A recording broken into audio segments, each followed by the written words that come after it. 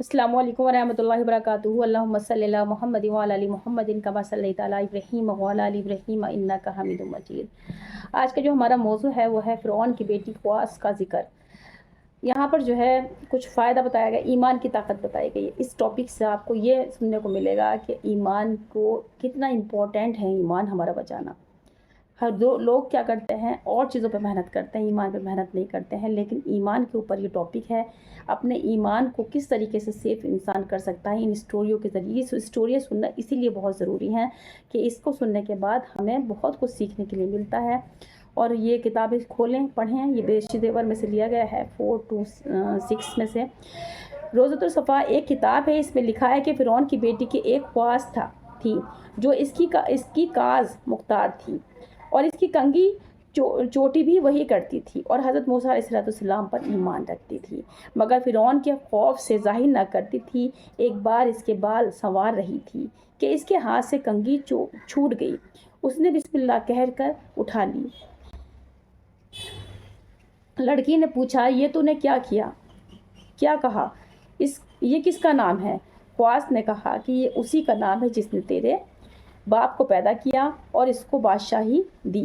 لڑکی کو بڑا تعجب ہوا کہ میرے باپ سے بھی کوئی بڑا ہے۔ دوڑی ہوئی فرعون کے پاس گئی اور سارا قصہ بیان کیا۔ فرعون نہایت غصے میں آیا اور اس خواص کو بلا کر ڈرایا دھمکایا، مگر اس نے صاف کہہ دیا کہ جو چاہے سو کر، میں ایمان نہ چھوڑوں گی۔ اول اس کے ہاتھ پاؤں میں کیلیں جڑ کر اس پر انگارے اور بھوبل ڈالتی۔ جب اس سے بھی کچھ نہ ہوا تو اس کی گود میں ایک لڑکا تھا، اس کو بھی آگ میں ڈال دیا۔ لڑکا آگ میں بولا کہ اماں صبر کیجیے، خبردار ایمان نہ چھوڑیو۔ غرض وہ اپنے ایمان پر جمی رہی، یہاں تک کہ اس بیچاری کو بھی پکڑ کر جلتے تنور میں جھونک دیا۔ اماں کے پارے میں سورہ بروج میں جو کھائیوں والوں کا قصہ آیا ہے، اس میں بھی اسی طرح کی ایک عورت کا اور اس کے بچے کا قصہ ہوا تھا۔ اس ٹاپک سے ہمیں بہت کچھ سیکھنے کے لیے ملتا ہے۔ اللہ پاک ہم لوگوں کو یہ کتابیں کھولنے والا، سننے والا، عمل کرنے والا بنائے، کیونکہ کچھ اسٹوریاں ایسی ہوتی ہیں، کچھ کیا یہ دین کی جتنی بھی اسٹوریاں ہیں ساری موٹیویشنل اسٹوریاں ہیں، اور ان کو سنا کریں۔ پھر حضرت موسیٰ علیہ السلام کے لشکر کی ایک بڑھیا کا ذکر۔ جب فرعون نے مصر میں بنی اسرائیل کو بہت تنگ کرنا شروع کیا، ان سے طرح طرح کی بیگاریں لیتا، ان کو مارتا اور دکھ پہنچاتا، حضرت موسیٰ علیہ السلام کو خدا تعالیٰ کا حکم ہوا کہ سب بنی اسرائیل کو راتوں رات مصر سے نکال لے جاؤ، تاکہ فرعون کے ظلم سے ان کی جان چھوٹے۔ موسیٰ علیہ السلام سب کو لے چلے۔ جب دریائے نیل پر پہنچے، راستہ بھول گئے اور بھی کسی کی پہچان میں رستہ نہ آیا۔ آپ نے تعجب کیا کہ اور پکار کر فرمایا کہ جو شخص اس بھیس سے واقف ہو وہ آ کر بتلا دے۔ ایک بڑھیا نے حاضر ہو کر عرض کیا کہ جب حضرت یوسف علیہ السلام کا انتقال ہونے لگا تھا تو انہوں نے اپنے بھائی بھتیجوں کو وصیت فرمائی تھی کہ اگر کسی وقت میں تم لوگ مصر کا رہنا چھوڑ دو تو میرا تابوت جس میں میری لاش ہوگی اپنے ساتھ لے جانا۔ تو جب تک آپ کو تابوت ساتھ نہ لیں گے راستہ نہ ملے گا۔ آپ نے تابوت کا حال پوچھا کہ کہاں دفن ہے، اس کا واقف بھی بڑھیا کہ کوئی نہ نکلا۔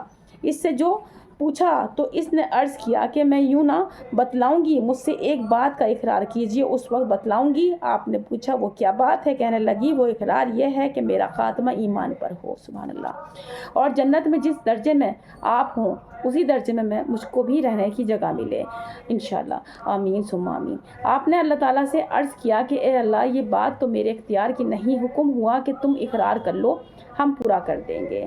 آپ نے اقرار کر لیا۔ اس نے تابوت کا پتہ بتلا دیا کہ دریا کے بیچ میں دفن تھا۔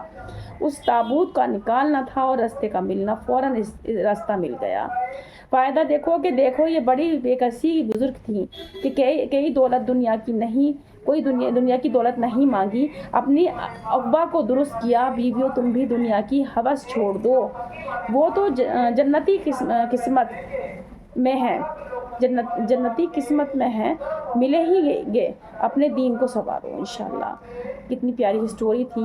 اللہ پاک ہم لوگوں کو سننے سے زیادہ عمل کرنے کی توفیق عطا فرمائے۔ ان حالاتوں کے ذریعے سے ہمیں اپنا محاسبہ کرنا والا بنائے، اور ہمارا ایمان اگر ہمارا بچ لیا समझ लीजिए कि हमारा बेड़ा पार है। इसलिए तो कहते हैं कि 24 घंटे चलते फिरते उठते बैठते कलमे की ज़्यादा विर्द करा करें।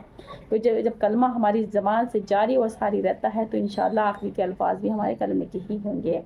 इसीलिए कहते हैं कि कलमे का जो वज़न है वो सब चीज़ों से ज़्यादा होगा और कलमे के ऊपर ही काम है हमारा। हम दीन जो है, जब हमने कलमे का इकरार किया है और इस कलमे के मफ़हूम जानने की कोशिश करें, इसकी गहराइयाँ समझने की कोशिश करें, अपने ईमान को बचाने की कोशिश करें, अपने बहन भाइयों के ईमान पर काम करने की कोशिश करें कि काश इसके मेरे ज़रिए से अगर कुछ इसकी इस्लाह हो सकती है तो हो जाए। कभी कभी ऐसा होता है कि हम सोचते कुछ और हैं, होता कुछ और है, लेकिन अगर इंसान के अंदर ईमान की ताकत है तो इंशाअल्लाह अल्लाह ताला उसको गुमराहियों से बचाकर उसको नेक रास्ते पर लेकर आएंगे। और दुख हो या सुख हो, अल्लाह ताला कहते हैं कि जिसने इन चीज़ों पे काम कर लिया कि दुख भी मेरे रब की तरफ से और सुख भी मेरे रब की तरफ से है, तो इंशाअल्लाह उसको कभी कोई भी उसका बाल बाका नहीं कर सकता। वो अपने ईमान पे कायम है और ईमान पे काम करके चला जाएगा। लेकिन हम हमारे ज़रिए से लोगों को क्या फ़ायदा पहुंच रहा है ये भी हमें जानना ज़रूरी है। अगर इर्द गिर्द छोटे बच्चे मासूम हैं, उनकी तरबियत पे अगर उनके पेरेंट्स ध्यान नहीं देते, आसपास में जो पढ़ाने लायक है कोई बंदा तो उसको पढ़ाए। किसी भी तरीके से दीन की खिदमत कर सकते हैं। बहुत सारे रास्ते ऐसे हैं जो दीन की तरफ आते हैं। अल्लाह पाक हमें उन रास्तों पे चलने वाला बना दे और हमारे ज़रिए से लोगों की इस्लाह हो जाए, हमें दूसरों के लिए फ़ायदेमंद बना दे रब्बुल आलमीन। हमें अपनी ज़ात के लिए भी फ़ायदेमंद और हम दूसरों के लिए भी फ़ायदेमंद इंशाअल्लाह। वाक़िअल्लाह अल्हम्दुलिल्लाहि रब्बिल आलमीन। ला इलाहा इल्लल्लाह मुहम्मद रसूलुल्लाह।